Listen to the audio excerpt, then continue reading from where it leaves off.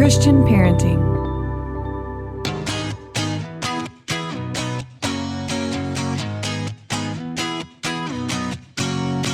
I'm Julie Lyles Carr. You're listening to the All Mom Does podcast, part of the Christian Parenting Podcast Network. Today on the All Mom Does podcast, I'm your host, Julie Lyles Carr. I have Hannah Brencher here with me. Hannah is going to help us continue to storm this new year in a way that maybe you haven't thought of before. Hannah, thanks so much for being with me. Thanks for having me. I'm so excited to be here today. So tell my listeners where you live and the cats, the dogs, all the things.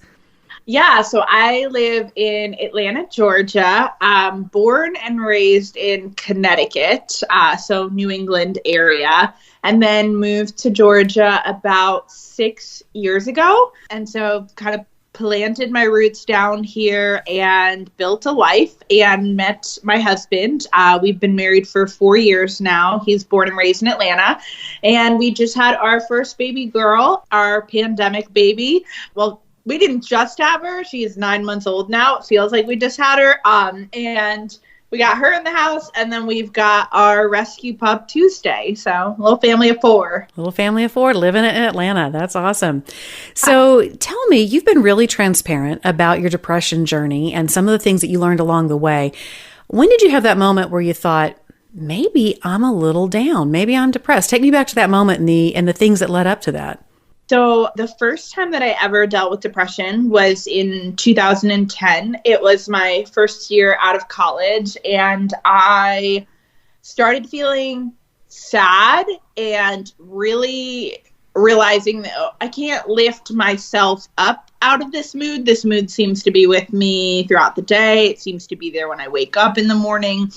But I will say, at that time in my life, I wasn't really even comfortable sharing it with people. I felt a lot of shame that I was experiencing this. I was living in New York City. I had my quote unquote dream job. And so I felt like, okay, why are you so down? What is wrong with you? Come on, pull yourself up by your bootstraps, And so I would say it wasn't until 2014 when I went through depression for the second time that I learned how to get a handle on depression, that I learned a lot more about depression, how I could manage my depression and really show up to battle in my depression. That was the second time I went through it. And that time was a lot more practical, where I had to restructure my life in order to come out on the other side healthier, but also to be able to just move forward, really.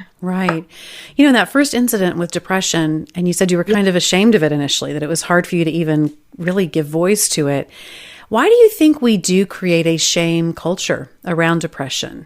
Why do you think that we have a hard time either listening to someone talk about their experience and honor them for the experience they're having, or if that's the experience we're having, maybe minimizing it, kind of diminishing it? Well, yeah, I'm a little down, but gosh, it seems awfully big to commit to the word depression. Why do you think we do that?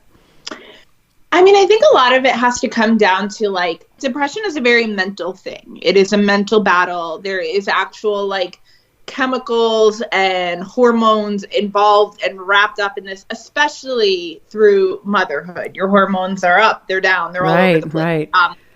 And I think because it's such a mental battle, it's not so much like a physical illness or something I can go to a doctor and say, hey, I have a rash or I have a broken bone. I think that keeps us almost stuck in our heads because that's where the battle is.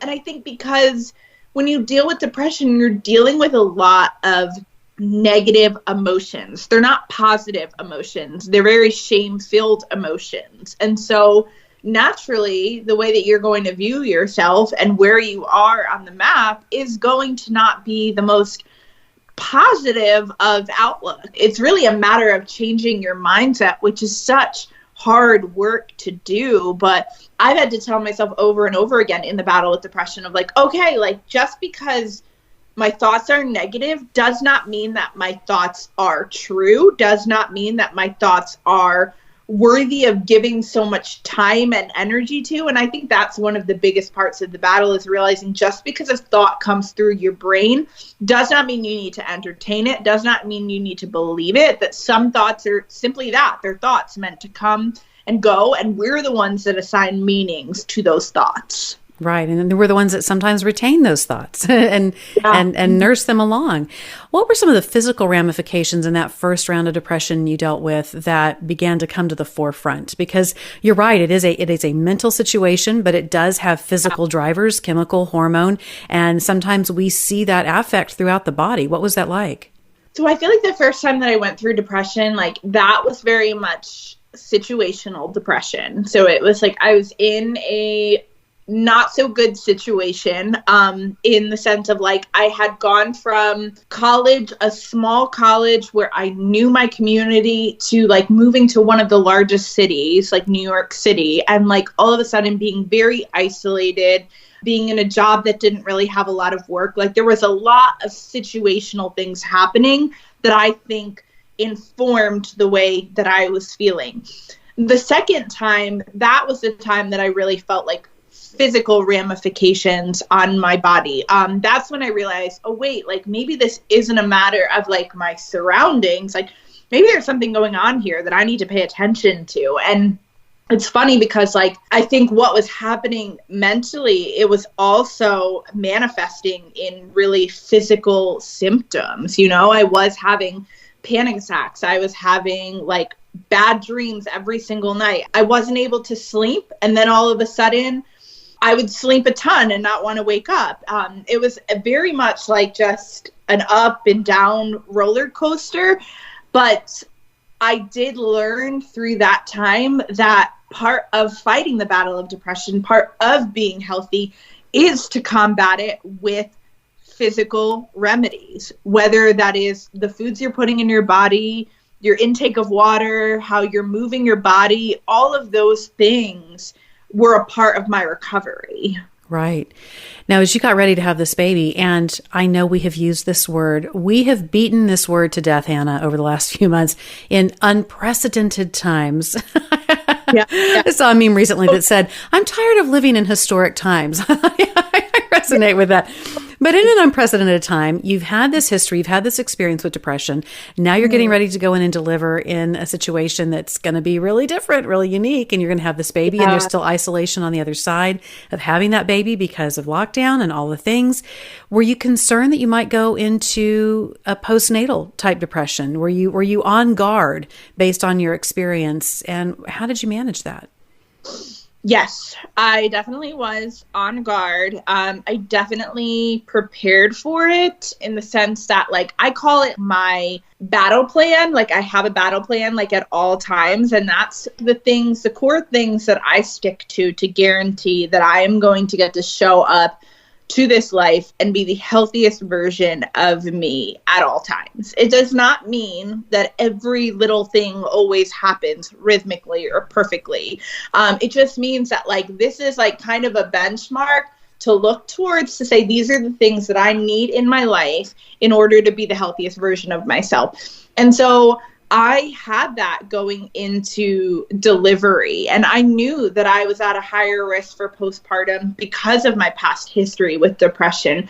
And I remember, I think it was like maybe the second week after having her, that there's like a timeline of like when you have a baby of like your hormones will do this, you'll feel this. And I remember there was one day where I just started crying and could not stop crying, just crying day and night.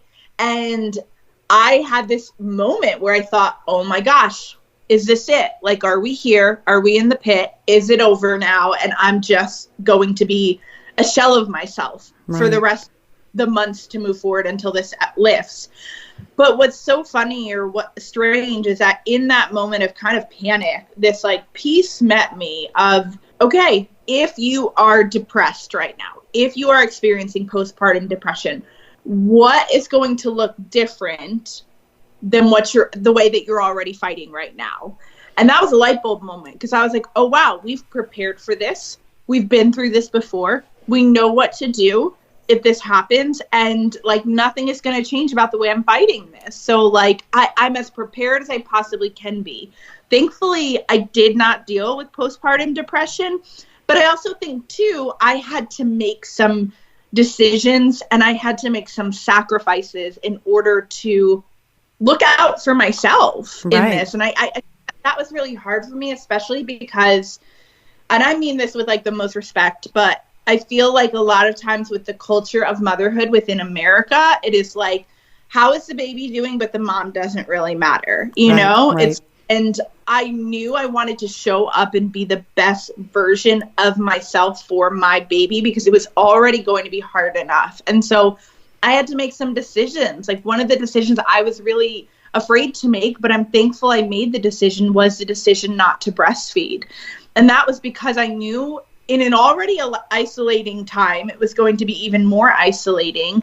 I knew my body, and I knew that this would be something that would likely trigger more depression. And so I made the decision to formula feed her. I was afraid of that for a while, of even admitting that. But I look back and I think that was one of the best decisions I could have made for myself, for my family, for my baby. Our bond is so strong. And I think that I didn't even have a chance for like my mental emotions to come in and like allow me to like resent this role that I was supposed to be playing. And so you have to be able to look at the situation and say, okay, like, how am I going to walk through this the healthiest that I possibly can be? And I have to do what's right for me at the end of the day, whether people get that or understand that or judge me for that. This is between me and my baby, me and my family. Right. You know, you're right. We so often approach what is best for baby. And of course, that is a big, important lesson in parenthood, to put yourself aside and to do all those things to make sure that the baby's needs are met and on and on. But we do have options. We do have things that maybe it's not what everybody else would do. But if you know it's right for you and you know it's right for your child and you've prayed about it and it's all good, then go for it. And the grace we need to give each other as moms to not completely jump to conclusions about what we think is best or whatever for anybody's child, because we have been given wisdom to know how we're wired and how to move with it. And yet so often we ignore some of the wisdom that's embedded there. What do you do when you feel some of those critical voices coming around you, whether they're truly directed at you or they are just things that you start picking up on in the mom culture, you know, just the images, the phrases, the memes, the whatever? Man, I mean, honestly, I have felt a lot of times like this is a club that I didn't ask to be a part of. And like, there are some great moms out there. I know a lot of great moms and I keep a lot of great moms like in my reach to be able to reach out to them to say, hey, I'm stuck on this, or hey, what did you do for this? But this culture of motherhood, especially on social media, is vicious. Yeah, it is. Yeah, it is. I experienced it from the very beginning. Like, oh, you put this picture out there and somebody tells you, hey, the car seat's not right, or the baby can't be on her belly, or she can't eat that. And there are people that come at it from like a very nice place, but there are a lot of people that come at it like from a very like mean, malicious place. And that was really hard for me because I hadn't experienced that in any other arena in my life. But that's only been a call for me to like stick closer to God, to listen to his voice above the noise, to find ways to turn the noise down, and to know at the end of the day that I can lean on my friends, I can lean on my husband, I can lean on the people that know me to my core to tell me, hey, I think that's right, or hey, maybe try this. But like, I'm not listening or looking to social media to inform me how to be a mom, because I've just found that like it's not a very grace-giving environment. I try to show up and give the grace and like not judge people, because I'm like, man, being a mom is hard. There are good days and there are bad days. And however you choose to raise your baby, feed your baby, sleep your baby, whatever it is, like you are a rock star. You are doing the work, you know? And I just think, man, it is crazy and amazing at the end of the day that you kept a baby alive. Like, let's celebrate that. And I don't know, have more grace for one another, because I may have thicker skin because I've been in this arena for longer. But I know some of the comments I've gotten, if somebody else were to get them, that would shut them up for good. That would be the thing that's like, that would send them to a very dark place. And so I try to be really mindful of like, hey, you know the people that know you, you know the people that care about you. And I'm also very like careful I don't share a lot of my journey on social media simply because I don't want to be judged or given criticism or feedback or whatever it is. That's a boundary that I've put up to protect me at the end of the day. Right. And I think that's a very wise thing for people to really consider, because yes, it's fun to share the pictures of our cute kids and what they're doing and our mom journeys. And sometimes we can find places of great community online. And I know there are those of us who are really pushing to try to create those opportunities like we do at All Mom Does. But at the same time, all it takes is that one person who goes rogue and decides that they're just going to have an opinion about something.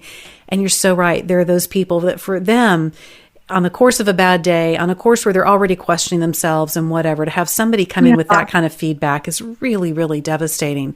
So a lot of wisdom. Hats off to you for really thinking about what you need and what you can take and what you can't, and making sure that you're creating those boundaries to put in place to keep yourself in a much more healthy place for you and for your daughter.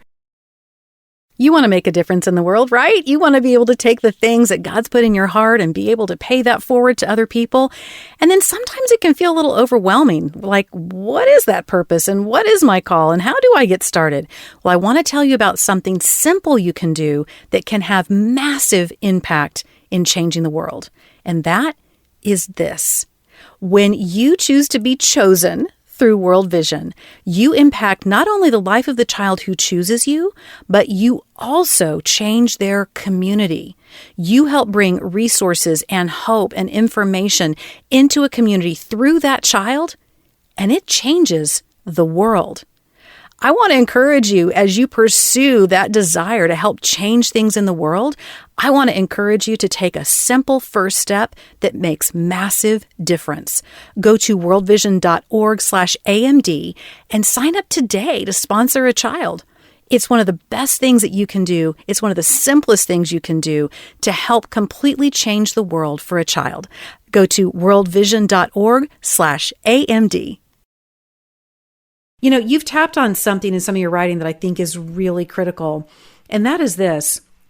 As we headed into the end of 2020, so many of us were like, okay, December 31st. You know? Yeah. I mean, I got to tell you, it's been really interesting because when all of this started, I can remember having an interview with a psychologist, and it was a great interview. And we were talking about just, the short-term effect of having been in quarantine, but it wasn't going to make things different long-term. It wasn't going to change our behaviors long-term. And Hannah, I'm telling you, before we could even get that episode out, everything had changed, and it was clear we were going to be in lockdown longer. It was clear that we were already seeing ramifications at a different level. We're going to have to go back and re-interview him and have a different conversation, because all of us initially were operating on, 2-3 weeks. And then we come around the curve to the end of the year, all these months later, and we're thinking, well, December 31st and 2021 is going to be different.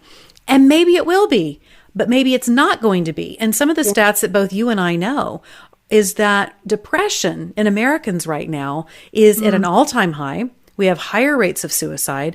Clearly, people are feeling the weight of this season so heavily. And you've written that, look, it's not going to be magic on December 21 or December 31. January 1, yes, we're all glad that it happened. We're glad to be in 2021 now, but we could still be in for a longer run than we thought. How do we stay in a place, particularly when we may be prone at this point to feeling down, to having to deal with a lot of complex emotions as this thing continues to go and the finish line keeps changing?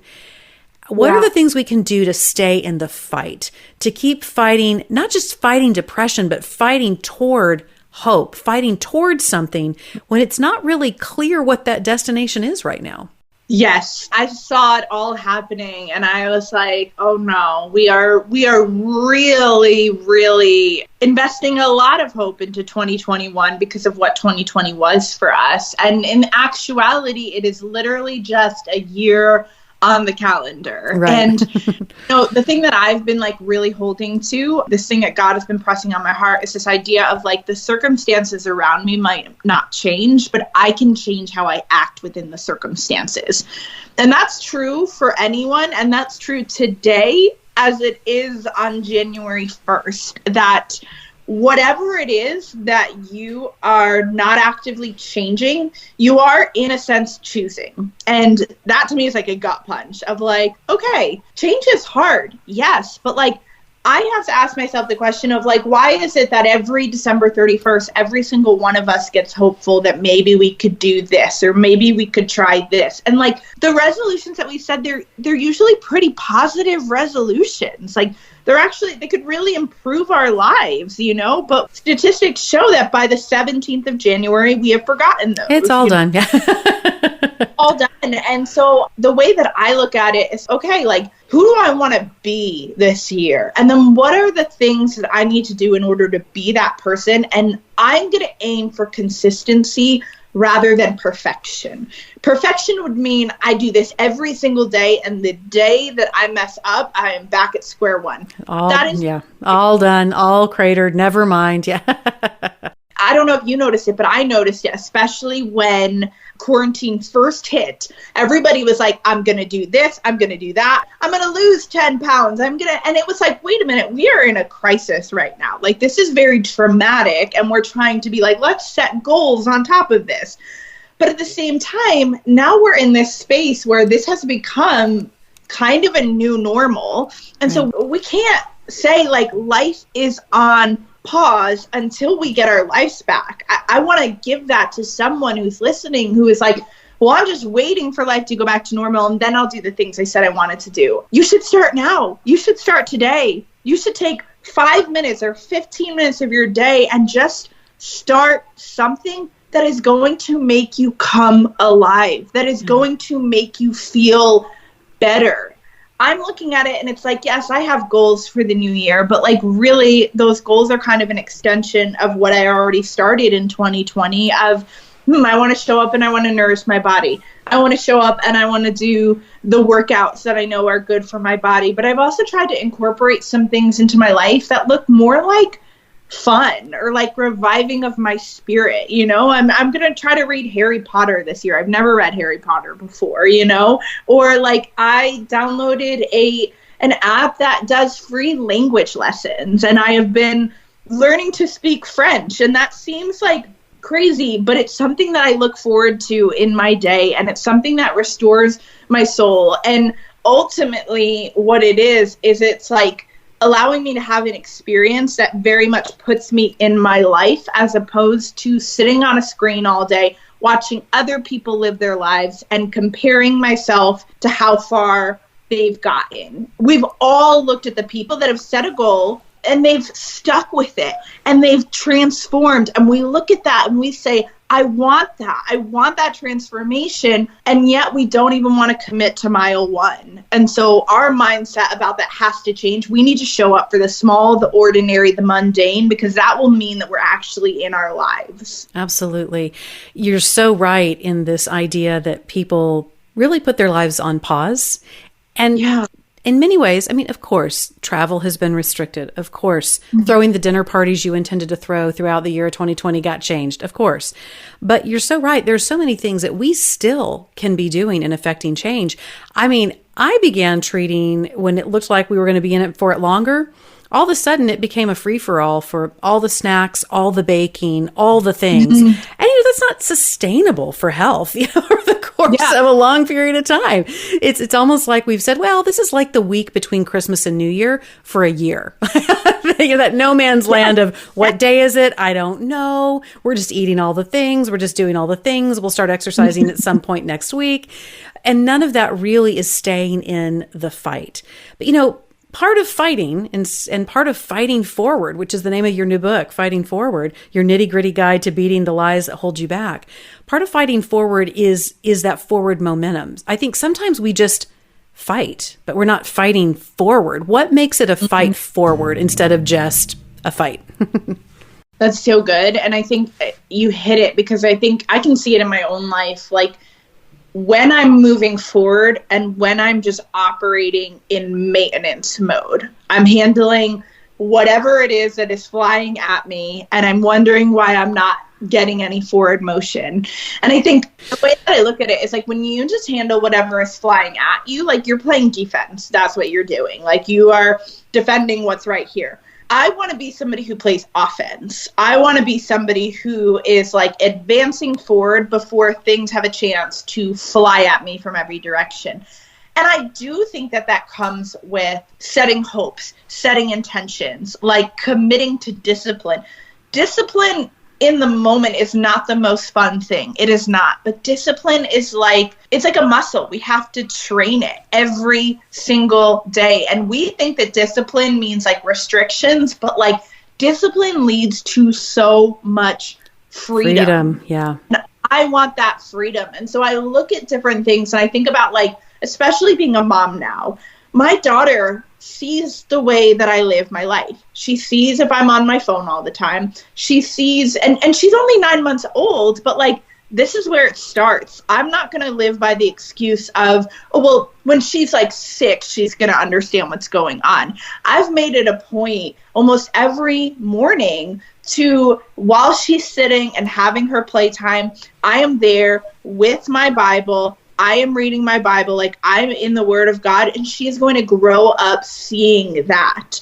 I want her to see me eating the same kinds of foods that she's eating, or getting the workout in, or going for a walk outside. All of these things that allow me to show up and live my best life. She's going to know if it's real or not. People on the screen, they might not know if it's real or not. You can talk a really good game online, but like whatever is happening behind the screen, that's the reality. And like, I want her to see me being fully in my life, but also being joyful about it, making these decisions because they lead to more joy, not because it's like, oh, you know, mom is bad, food is bad, God will not like me if I'm not in my Bible. Like, that's not where I want to approach life from. I want to approach it from a place of joy and overflow, but it starts now. It doesn't start when she's 5 years old and can pick up the language. Like right now is where I have to be like, okay, I am modeling this for her every single day. And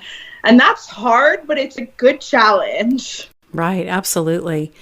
What do you think is probably the top lie that holds us back? Honestly, I feel like it is a mistrust within us. This belief that if we try, we are going to fail. Like, if I start this, it is going to end how it has always ended. I'm not going to get any momentum. I'm always going to be back at square one. And it's funny because that's honestly what happens when we do set New Year's resolutions and we fail at them. What we are doing is we're actually creating mistrust for ourselves. Right. And it's that much harder to start over again when we do not trust ourselves. And so I would probably say that's the biggest lie, is like the lie of like, it's never been different in the past, so why would it be different now? Right. And that prevents us from even getting started, even trying to move forward. That's fantastic. Well, Hannah, thanks so much for being with me today. I know my listeners have gained so much from our conversation. So appreciate your transparency about your different seasons and the things you've learned in battling depression, and also all the encouragement and wisdom you've been able to share. Thanks so much. Thank you. You'll find more from this episode on the show notes. Be sure and check them out at allmomdoes.com.